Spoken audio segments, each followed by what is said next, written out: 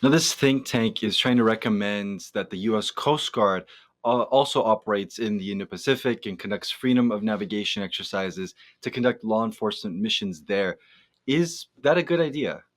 I think it's a great idea. For one, it's well within our capability to do.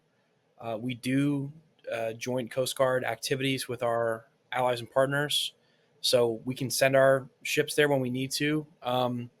But I think it provides a really effective tool for us to share kind of best practices on how to deal with and learn best practices really from the Philippines and Taiwan potentially.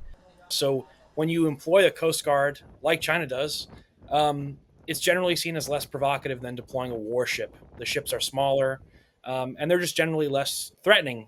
They're still dangerous when employed in an irresponsible way like China does, but when you work together, it's like with your allies, with the Coast Guard ships. It's like police training in a way for practicing search and rescue, practicing putting out fires at sea.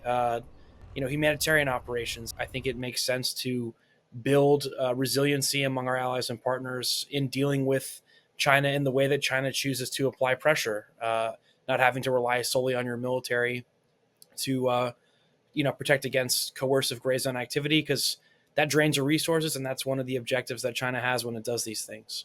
And we've seen China spend millions of dollars into modernizing its military and its coast guard.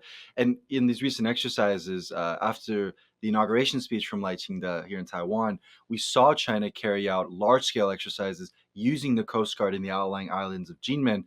Is that trend going to continue, the use of the coast guard? I would say almost certainly. China, you're right. I mean, China has put a lot of money into the Coast Guard. They've transferred very large ships from the Navy to the Coast Guard because it does act as the tip of the spear. It is their kind of solid gray zone force. That and the maritime militia, which is always supported by the Coast Guard. So, in terms of the outlying islands around Taiwan, I think that we've seen a fairly consistent presence of the Coast Guard. Don't expect that to change. If anything, I think it'll increase. The Coast Guard was featured very prominently in Joint Sword 2024A. That was a change relative to previous exercises. The Coast Guard had a central role, not only around the outlying islands, but also east of Taiwan. I mean, I think it's very clear that they're trying to develop a synergy between the PLAN and the Chinese Coast Guard and its other maritime law enforcement agencies.